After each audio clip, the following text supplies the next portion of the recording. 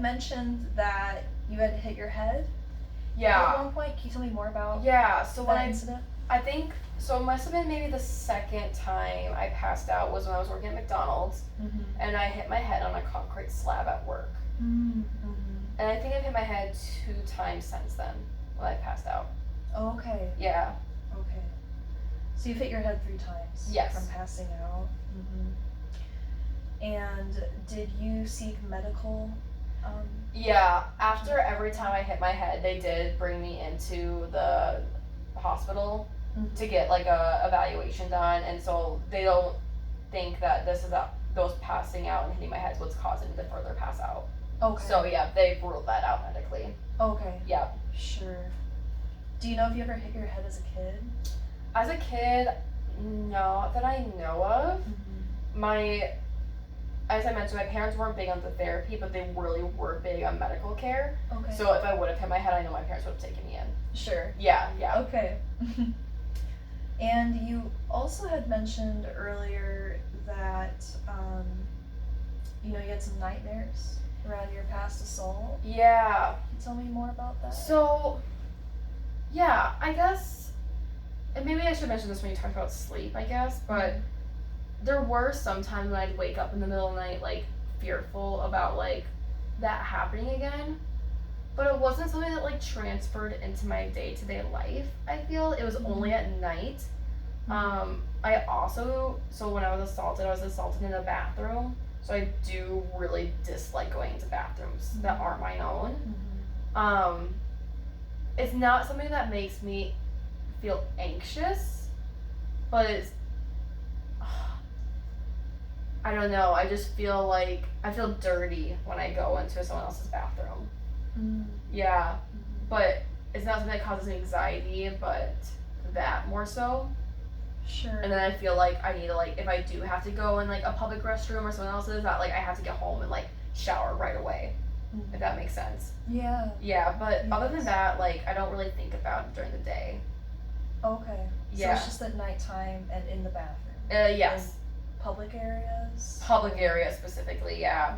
So, like, it's not uncommon for me, like, I did lots of mission trips and stuff as a kid, like, if we were going somewhere and there wasn't, like, a single bathroom where, like, I could just use it myself, I just wouldn't go that whole week. Yeah. Okay. Yeah. But, like, that hasn't happened, or, like, nothing's been, like, with that for, like, years.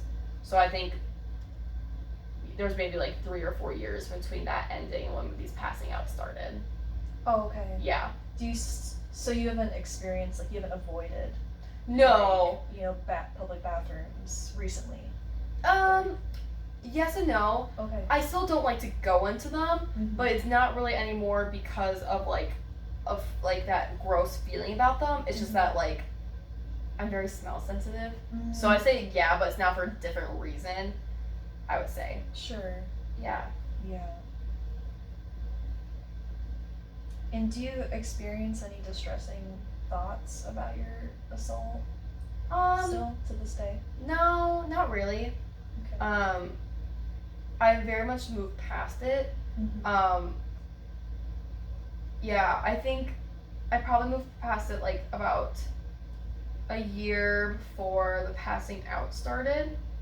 So, and I haven't had nightmares since then. It's not really something I think about anymore, but it's something now that I can talk about, and I don't feel that same worry. Right. Yeah. For sure. Alright, switch gears again, just Yeah. a little bit. Do you ever feel restless before your panic Yeah. or at all? Yeah, I know, and especially when it happens at school, I get this restless feeling of, like, I just can't sit still almost, like it's gonna burst out of me. Yeah. Do you feel that way before your panic? Yes. Oh, okay. Yeah. Interesting. And when you're feeling restless, is it like just a strong need to move and get up, or is it? No, it's not like I can't focus or anything and that's making me feel it.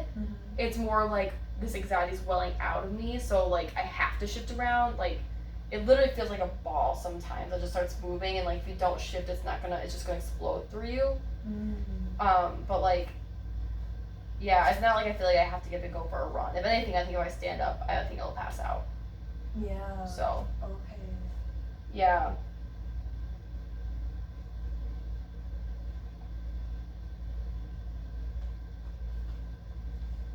So you feel like you can focus Yeah. okay and maybe pay attention Yeah. just fine. It's just you're feeling really anxious. That's kind of this need to get it out. Yeah, I definitely have like no problem focusing. Like in class when I'm doing lectures, I can totally focus on that stuff.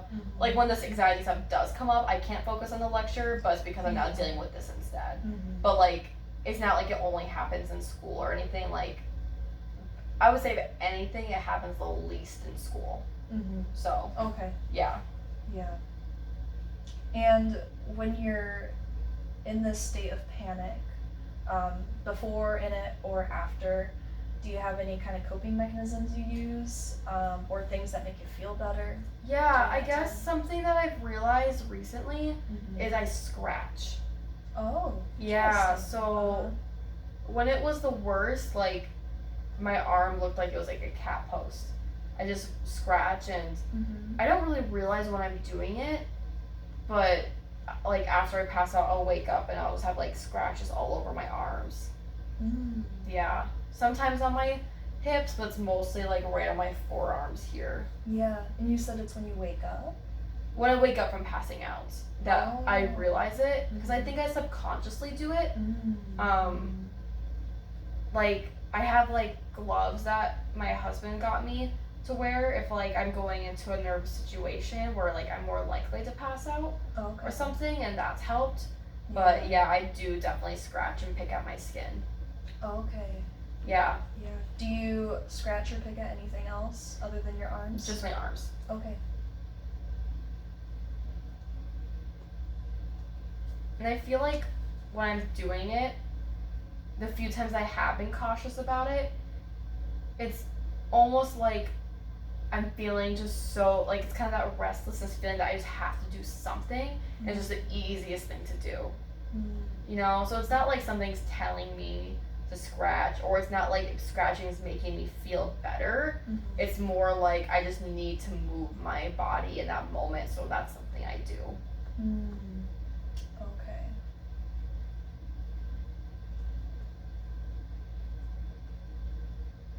And that's the only thing you do? Yeah, that, I don't pull my hair.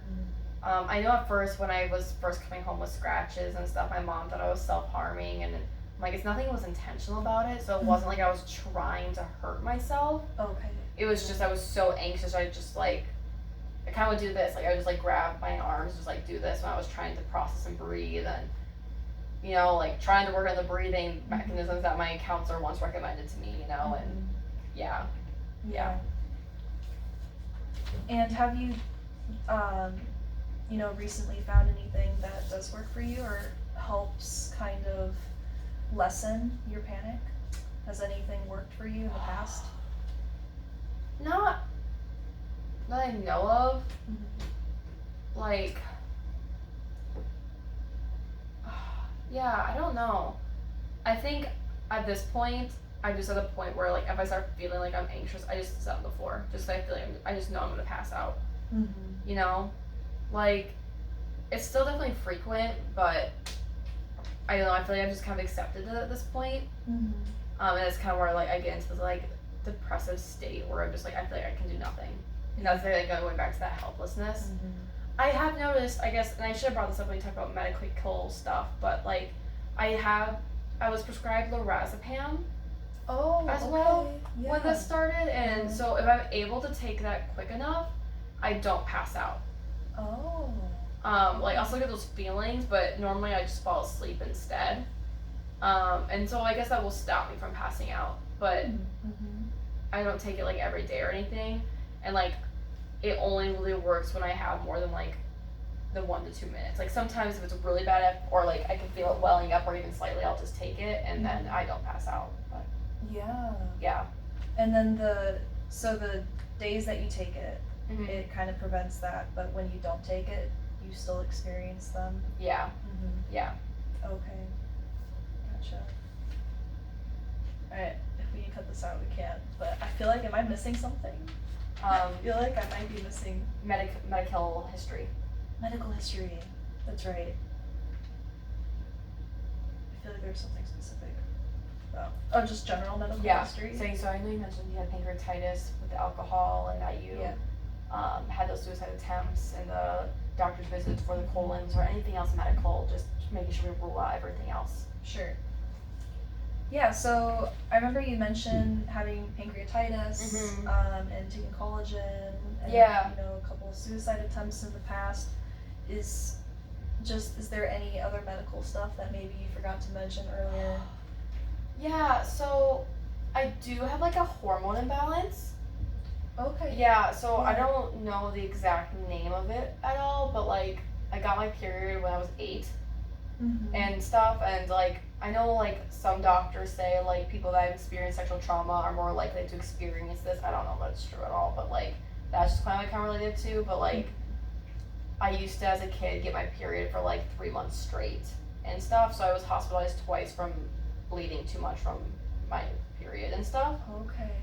So because of that, I've been on birth control since I was 12. Okay. Yeah. And how are there any other ways that's impacted you? Other than just like the bleeding out, like were there any other side effects or?